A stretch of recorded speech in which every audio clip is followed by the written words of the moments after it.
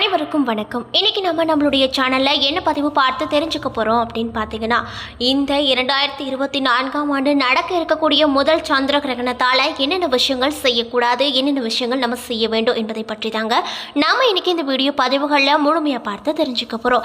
இந்த பதிவுகள் அனைத்துமே உங்களுக்கு ரொம்பவே பயன் தரக்கூடிய வகையில் தான் இருக்கும். அதனால வீடியோவை ஸ்கிப் பண்ணாம முழுசா பாருங்க. அதுக்கு முன்னாடி நீங்க இப்பதான் நம்மளுடைய சேனலை ஃபர்ஸ்ட் டைம் பார்க்குற மாதிரி இருந்தா மறக்காம சப்ஸ்கிரைப் பண்ணிட்டு கீழே இருக்கும் பெல் ஐகானையும் மறக்காம கிளிக் பண்ணிடுங்க. அப்போதான் நம்ம சேனலில் போடுற ஒவ்வொரு வீடியோவுமே உங்களுக்கு நோட்டிஃபிகேஷன் மூலியமாக உடனுக்குடனே வந்து சேருங்க. மேலும் உங்களுக்கு சந்திர பகவானை ரொம்ப ரொம்ப பிடிக்கும் அப்படின்னா இந்த வீடியோ கூட லைக் பண்ணிட்டு நம்மளுடைய கமெண்ட் பாக்ஸில் சந்திர பகவானுக்கு போற்றி அப்படின்னு சொல்லிட்டு மறக்காம பதிவிடுங்க. நீங்கள் இந்த தருணத்தில் அந்த சந்திர பகவானை நினைத்து இப்படி ஒரு விஷயம் செய்யும்போது கண்டிப்பாக நிறைய விதமான மாற்றத்தை உங்கள் வாழ்க்கையில் அந்த சந்திர பகவான் மாற்றி கொடுப்பாரு. ஸோ நம்பிக்கையோட இந்த ஒரு விஷயத்த செஞ்சு பாருங்க. ஸ்ரீ வாராகி அம்மன் ஜோதிட நிலையத்தில் உங்களுடைய பணம் சம்பந்தப்பட்ட பிரச்சனைகள் எதுவாக இருந்தாலுமே அது 24 மணி நேரத்தில் தொலைபேசி மூலமாக சிறந்த முறையில் தெரிவு சொல்லப்படுதுங்க. ஸோ உங்களுக்கு எந்த விதமான பிரச்சனையாக இருந்தாலுமே மறக்காமல் இந்த வாய்ப்பை மிஸ் பண்ணிடாதீங்க. இவங்களுக்கு ஒரே ஒரு கால் பண்ணால் மட்டும் போதும். உங்கள் வாழ்க்கையில் எப்படிப்பட்ட பிரச்சனையாக இருந்தாலுமே அது நிச்சயமாக நல்ல முறையில் சொல்யூஷன் கிடைச்சிரும். ஸோ மறக்காமல் இந்த நம்பருக்கு கால் பண்ணுங்கள். சந்திர கிரகணம் அரிய வான நிகழ்வு அப்படின்னு சொல்லுவாங்க. மேலும் இந்த ஆண்டு முதல் சந்திர கிரகணம் மார்ச் 25ஆம் தேதி அன்று வண்ணங்களின் பண்டிகையாக கொண்டாடக்கூடிய ஹோலி அன்று நிகழ இருக்கு. அது மட்டும் இல்லாமல் இந்து புராணங்களின் படி கிரகணம் ஏற்படுவதோடு தொடர்புடைய பல கதைகள் அல்லது நம்பிக்கையும் இருந்துட்டு வருது. இதே போல தான் சந்திர கிரகணமும் நிகழ்கிறது அப்படின்னு சொல்கிறாங்க. அது மட்டும் இல்லாமல் இந்த சந்திர கிரகணம் இந்தியாவில் காணப்படாது. எனவே இந்த நிகழ்வு தொடர்பான எந்த வகையான வழிகாட்டுதல்களையும் பின்பற்ற மக்கள் இந்த நேரத்தில் சுதந்திரமாக இருப்பாங்க. அதே போல் சந்திர கிரகணம் எதனால் நடக்குது, சந்திர கிரகணம் எதனால் இந்து சமயத்தின் படி சொல்லப்படுது அப்படின்னு சொல்லிட்டு நிறைய பேருக்கு அந்த புராண கதைகள் தெரியாமல் இருந்திருக்குங்க. அதாவது ராகு மற்றும் அவருக்கு எதிரே உள்ள கேதுவின் கதை இந்து புராணங்களின் படி சொல்லப்படுகிறது. புராணத்தின் படி சமுத்திர மந்தனின் பொழுது ராகு மற்றும் கேது முதலில் அழியாமையின் அமிர்தத்தை கைப்பற்றுவதற்காக கடவுள்களின் வடிவத்தை எடுத்துக்கொண்டார்கள் அரக்கர்கள்.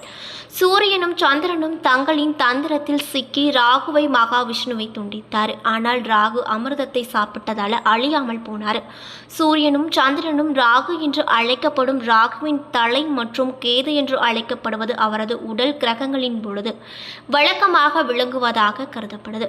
இதன் விளைவாகத்தான் சூரியன் மற்றும் சந்திர கிரகணங்கள் எனப்படும் நிகழ்வு ஏற்பட்டிருக்கு அப்படின்னு சொல்றாங்க. அது மட்டும் இல்லாமல் சந்திர கிரகணத்தை பற்றி மற்றொரு கூற்று இருக்கு. அதாவது சந்திரன் மற்றும் அவர் மீது சுமத்தப்பட்ட சாபம் பற்றி தாங்க.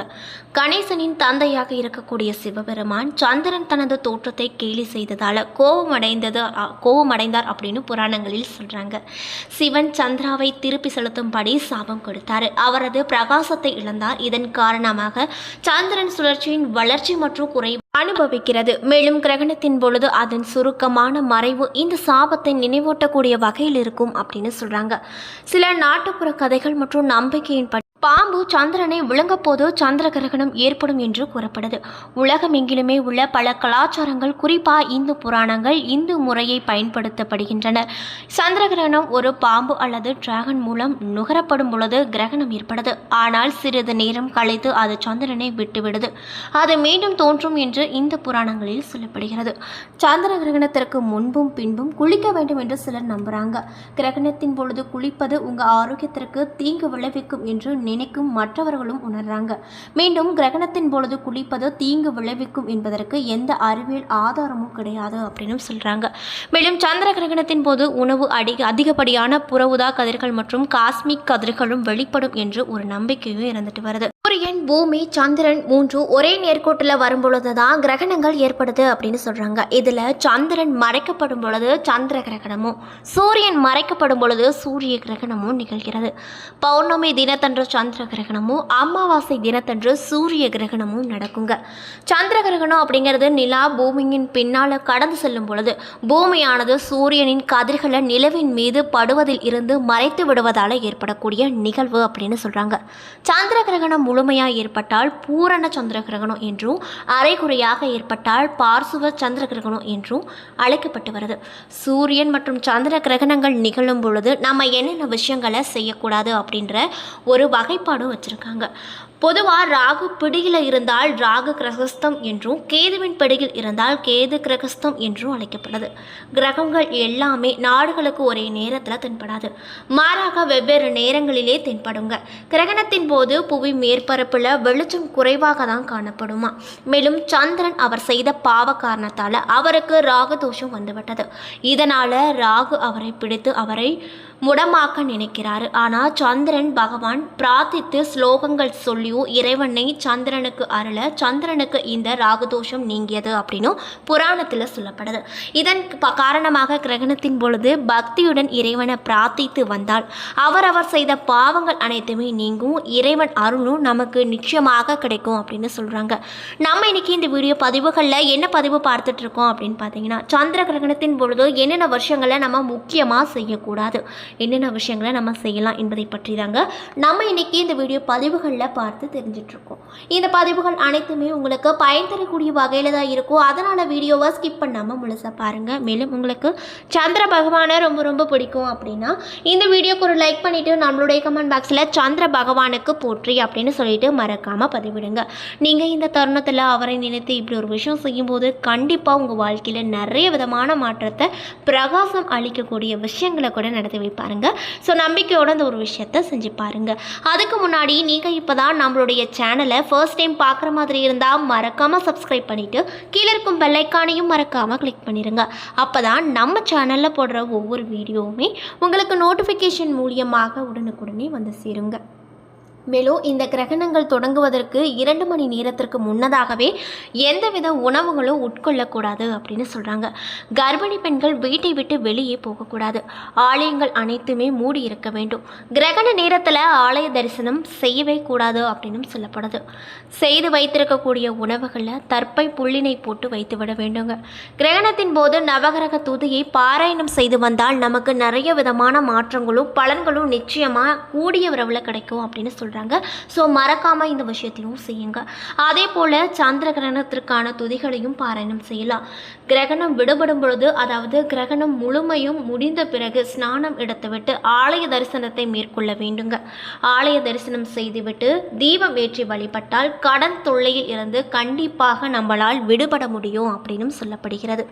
அது மட்டும் இல்லாமல் கிரகணம் முடிந்ததும் பித்ருகளுக்கு தர்ப்பணம் செய்வது ரொம்ப ரொம்ப நல்லது. ஆலய தரிசனம் மேற்கொண்ட பிறகே உணவை நீங்கள் உட்கொள்ள வேண்டுங்க. சந்திர கிரகண காலத்தில் வீட்டில் இருந்தபடியே இறைவனை துதித்து இறை பாடல்களை பாராயணம் செய்வது நல்ல பலன்களை கொடுக்கக்கூடிய விதத்திலையும் இருக்கும் அப்படின்னு சொல்கிறாங்க. கிரகணம் முடிந்ததும் ஆலய வழிபாடு செய்வதும் இன்னும் சிறப்பான பலன்களை நமக்கு பெருக்கி கொடுக்கக்கூடிய வகையில் தான் இருக்கும் அப்படின்னு சொல்கிறாங்க. மேலும் இந்த சந்திர கிரகணம் முடிந்த பிறகு உங்களால் முடிந்த தான தர்மங்களை நீங்கள் செய்வது ரொம்ப ரொம்ப நல்லதுங்க. கிரகணத்தின் பொழுது அச்சு, வெல்லம் மற்றும் பால், அரிசி மற்றும் தானியங்கள் ஆகியவற்றை தானமாக வழங்குங்க. அது மட்டும் இல்லாமல் இந்த சந்திர கிரகணத்திற்கு பிறகு குருக்கள், பிராமணர்கள் மற்றும் ஊனமுற்றோருக்கு உங்களால் முடிந்த உதவிகள் அல்லது தானங்களையும் செய்தீங்கன்னா கண்டிப்பாக நிறைய விதமான மாற்றங்கள் உங்கள் வாழ்க்கையில் கிடைக்கும் அப்படின்னு சொல்கிறாங்க. என்ன நண்பர்களே, இந்த வீடியோ பதிவுகளில் சந்திர கிரகணத்தின் பொழுது என்ன மாதிரி விஷயங்கள்லாம் செய்ய வேண்டும், என்ன விஷயங்கள்லாம் முற்றிலும் செய்யக்கூடாது அப்படிங்கிறத பற்றி முழுமையாக நம்ம இந்த வீடியோவில் பார்த்து தெரிஞ்சிருப்போங்க. இந்த பதிவுகள் அனைத்துமே உங்களுக்கு பயன் தரக்கூடிய வகையில் அமைஞ்சிருக்கும். ஸோ வீடியோ பிடிச்சிருந்தால் லைக் பண்ணுங்கள், ஷேர் பண்ணுங்கள். அது மட்டும் இல்லாமல் உங்களுக்கு சந்திர பகவானை ரொம்ப ரொம்ப பிடிக்கும் அப்படின்னா இந்த வீடியோக்கு ஒரு லைக் பண்ணிவிட்டு நம்மளுடைய கமெண்ட் பாக்ஸில் சந்திர பகவானுக்கு போற்றி அப்படின்னு சொல்லிட்டு மறக்காமல் பதிவிடுங்க. நீங்கள் இந்த தருணத்தில் அவரை நினைத்து இப்படி ஒரு விஷயம் செய்யும்போது நிச்சயமாக உங்கள் வாழ்க்கையில் நிறைய விதமான மாற்றத்தை அவர் மாற்றி கொடுப்பாரு. ஸோ நம்பிக்கையோட இந்த ஒரு விஷயத்த செஞ்சு பாருங்கள். அதுக்கு முன்னாடி நீங்கள் இப்போ தான் நம்மளுடைய சேனலை ஃபர்ஸ்ட் டைம் பார்க்குற மாதிரி இருந்தால் மறக்காமல் சப்ஸ்கிரைப் பண்ணிவிட்டு கீழே இருக்கும் பெல் ஐக்கானையும் மறக்காமல் கிளிக் பண்ணிடுங்க. அப்போ தான் நம்ம சேனலில் போடுற ஒவ்வொரு வீடியோவுமே உங்களுக்கு நோட்டிஃபிகேஷன் மூலியமாக உடனுக்குடனே வந்து சேரும்.